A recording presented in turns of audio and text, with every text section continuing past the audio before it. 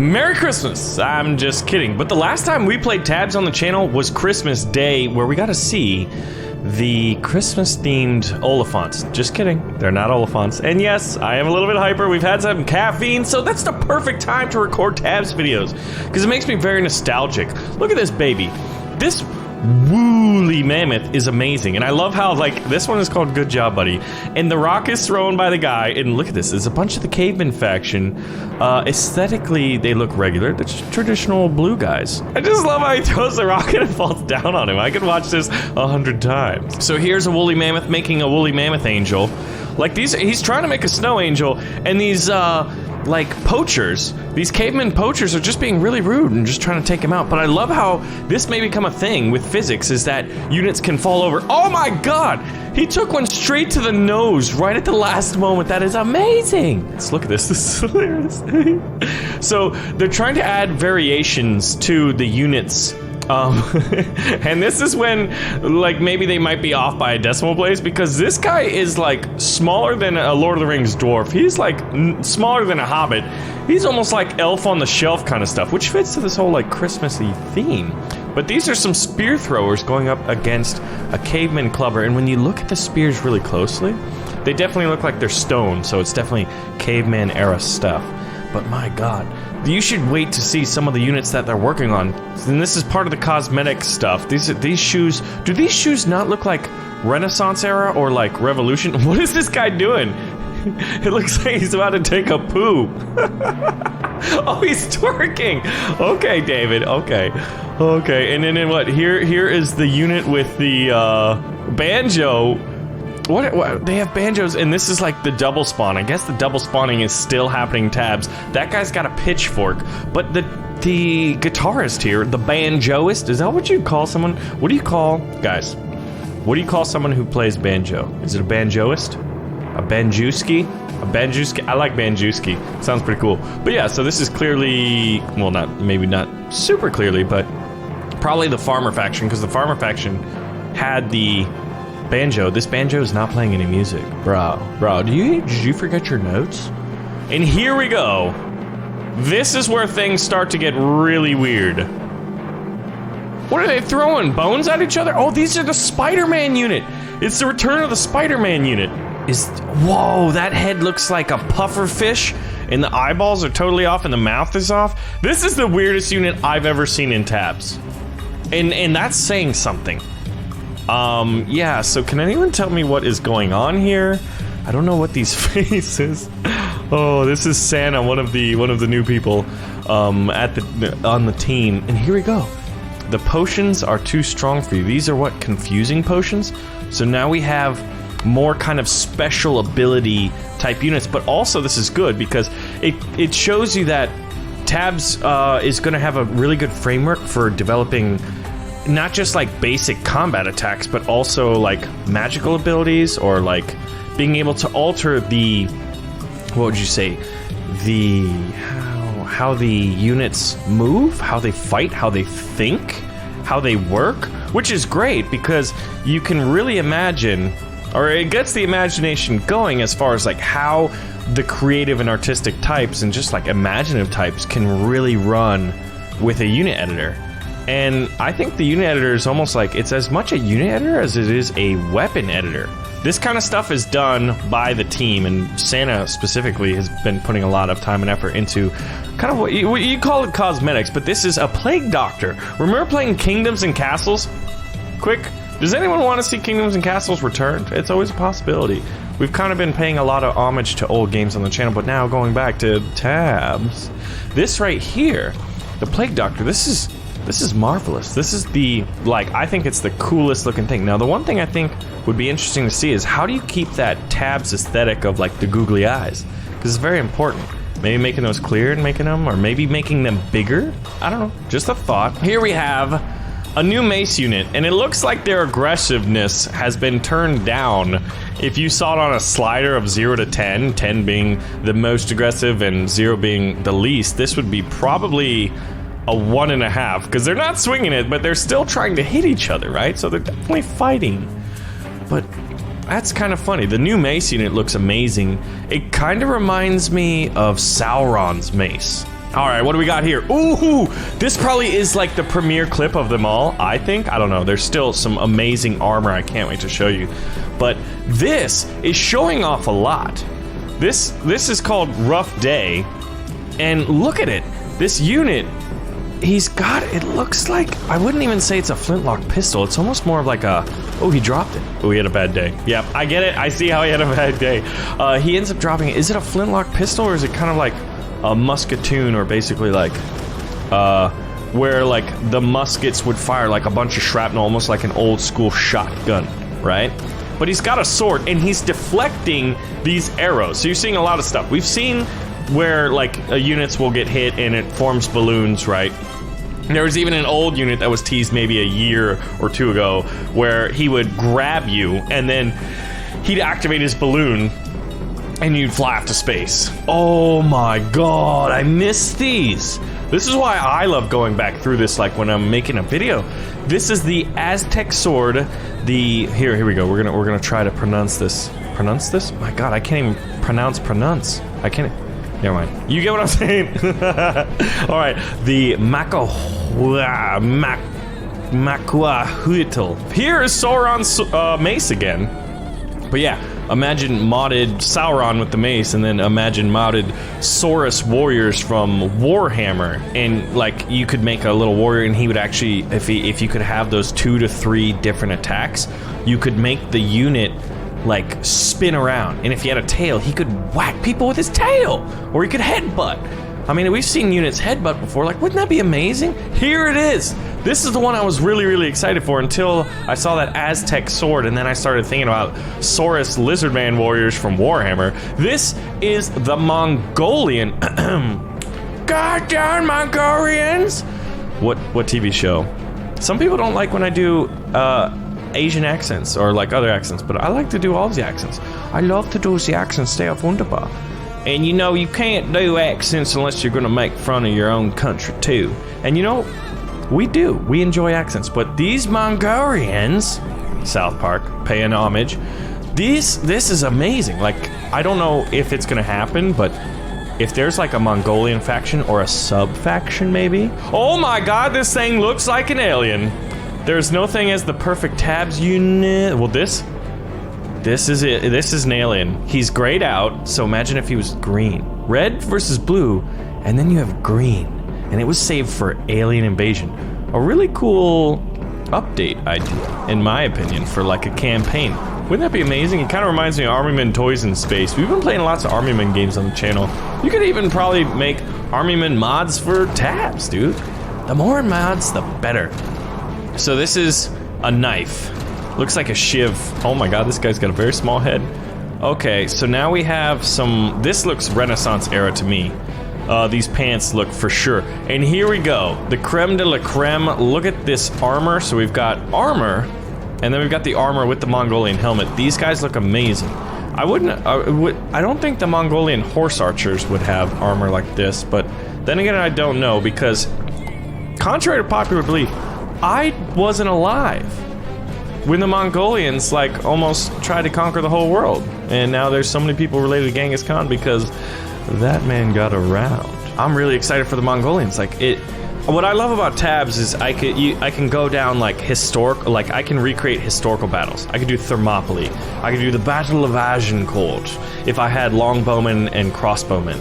You know, you could do so many Napoleonic era. And then there's the mods, Lord of the Rings, Star Wars, all these things. Just even silly units. Like, you could give that guy wearing that armor, like, all of a sudden angel wings, maybe, in theory. And now you have, like, flying Mongolians! And it would be glorious! So, yes, guys, the year is 2019, in the year of our toast. And I am still waiting on the edge of my seat, and still excited for the upcoming tabs release. Landfall has a Twitter. This is where I see all this stuff. At BaronVonGames. And I too have a Twitter. It's at BaronVonGames, but it's with a Z. So if you don't follow me and you're interested in the Twitter where you want to see me put up food pictures, so you check this one out. Peanut butter. And you want to hear me talk about just games or stuff going on in my life? You know, hey, check it out. Alright guys, so now the custom battle. Honestly, this is one of the most imaginative battles I've ever seen. This is the Battle of Midway by Mbakori, and the red faction is the Imperial Japanese Navy. There are 4 aircraft carriers as chicken men because they drop out the little chickens, and that's like aircraft. Brilliant, very creative. I love it. One has to wonder what kind of things we're going to be able to build if there was like a truly just blank slate unit modded. Can I words today? Unit modding ability, right? So we've got the 4 aircraft the 4 aircraft carriers as chicken men, 2 battleships as cannons, 2 heavy cruisers as ninjas, 1 light cruiser as the archer, and here's where things get cool. There's 12 destroyers as musket men, and then we have 24 carrier-based aircraft as headbutters, and I put them in little formations of 6 because I thought that was appropriate, and from above it looked better than apparently here. They're a little off skew, but you know what? It is decent. The blue is the United States Navy. America intensifies. We've got 3 aircraft carriers as the chicken men, 7 heavy cruisers as ninjas, 1 light cruiser as the archer, 15 destroyers as muskets, 23 carrier-based aircraft as headbutters. Did I put those in here? All right, and then, yeah, so the Americans have 12 land-based aircraft as footmen, so I put them all here flying in like a big line as if they're sent from the mainland. They just took off, and now they're gonna head over to the Imperial Japanese Navy, and then they've got the 23 land, or rather carrier-based aircraft, which are the headbutters. Let's get it on! And let's see who's gonna win this one. So, place your bets. Do you think the Imperial Japanese Navy or the mighty United States Navy? Now, the cool thing about it was the Americans also have 16 submarines, which are the energy pistols, and I put them in 2 groups of 8, basically trying to kind of simulate and show off like what a wolf pack would look like. Now, wolf pack was used by the Germans, I believe maybe even in World War I, but it was definitely used in World War II to basically harass the supply lines to the United Kingdom, as well as the Lend-Lease convoys that were sent to Russia as well. The Germans didn't have the navy that the British had, but you know what they did have was lots of submarines, and so they used wolf packs. Now what's interesting is while the Germans get so much like, oh, you know, German U-boats and wolf packs and all this, the Americans used it very similarly against the Japanese in the Pacific theater of the war, because remember there was a European theater and a Pacific theater. So the Americans, like, in a lot of ways, they're like, hey, the Germans, they got these cool tactics. Let's adapt them. Like, the Americans adopted the Blitzkrieg tactic once that, after D-Day, when American troops and tanks were in Europe, they used the Blitzkrieg strategy where they basically, like, just rush and try to encircle and surround German units, and that's kind of like how the Battle of the Bulge happened, was they got a little overextended, you know, and then they got bulged. Oh my god! Did this guy hit a dead unit and he moved? I haven't seen that from a cannon before. This is what I'm talking about, guys. You play tabs, you can play it 1,000 times. I've probably played it close to 1,000 times, and I've seen things that I've never seen. So this last guy is the battleship. It's almost like the Imperial battleship Yamato, which was the biggest battleship and definitely had the biggest gun, the biggest main cannon ever. Now, let's see. The destroyers are trying to go after it. Imagine if these destroyers had torpedoes. If you guys ever watched my old World of Warships videos, man, I love firing torpedoes, which I like to call torpedoes. Hey! Battleship Yamato got taken out by the destroyer's torpedoes. We're gonna act as if they were. So the Americans won that one. Now that we'll see it in real time. But look at the formations. It definitely seems like the Imperial Japanese Navy is outnumbered. And the deciding factor there is probably the fact that the Americans had a lot of help from both land-based aircraft as well as submarines. Now, cool use, one of my favorite planes is a PBY Catalina. Catalina wine mixer, right? It's this beautiful flying boat. I have a penchant for silly things and silly vehicles. Oh, here we go. The question of the day, first off, is like, give your custom battle suggestions in the comments below.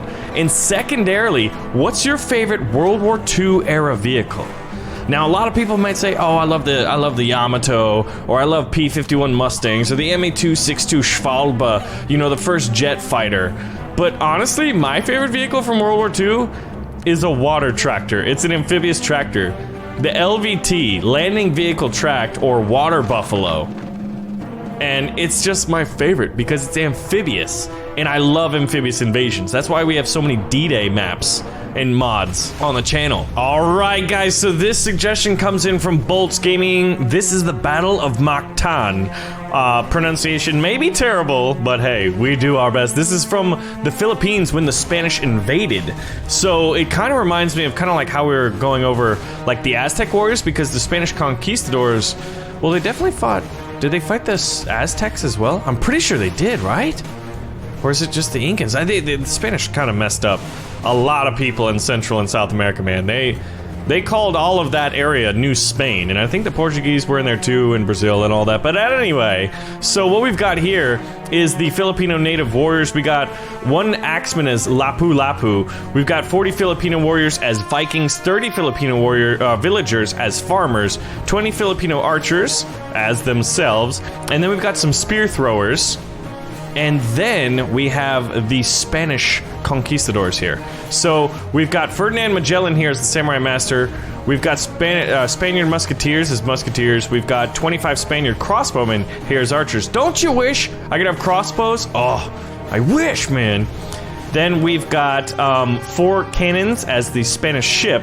And then we've got 20 Spanish swordsmen as footmen. Let's fight the battle. So I decided to change up the formations. I figured I'd put the Spanish in more of kind of like a line abreast type idea, you know, like they'd have firing lines where they'd use their muskets and stuff. And I'm not sure, I don't know what year the Battle of Mactan happened in. Was it the whole Spanish conquistadors era where they kind of were in that? Oh, Ferdinand Magellan just got absolutely taken out. So here's the thing. Ooh, a lot of the Filipino warriors had shields, but a lot of those units are now down and out. And there's a lot of Spanish crossbowmen still left alive, but I'm gonna go ahead and I'm thinking, yeah, oh yeah, definitely. Blue looks like they're gonna win this one easy peasy, and so they do. Now, I wonder what would happen if I changed where some of the musketmen are doing. So let's actually go ahead and put 1, 2, 3, 4, 5, and get rid of the 5 over here. And put them behind 2, 3, 4, 5. Because I think that'll have a great impact on the end of the battle, because these guys are really good at stopping archers. Well, that's interesting, but we put a lot of them go down to the musketeers, and then the footmen come in at the key moment. So the musketeers really do a good job at clearing out units that the archers would have a hard time dealing with later. Now remember, the Spaniards do have their ship, and you could imagine, it's kind of cool to imagine, oh man, but I would really love a modded unit. Wow! A slight formation change, and this is like just as far going back the other way. And look at this guy. I'm trying to climb the tree to get out of here. I'm scared. Well, they found you anyway. The ship did a bombardment of the area. All right, so now how do we make this? All right, so I'm gonna move this whole line. That's 10. Let's go ahead and go 1, 2, 3, 4, 5. We'll do scatter, and then we'll do 1, 2, 3, 4, 5. So I'm hoping that these 5 at least hit 1 or 2 of these cannons. Let's see.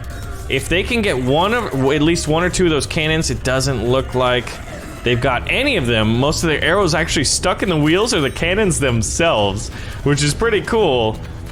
I don't know, maybe it distracted the cannons a little more? I'm not sure.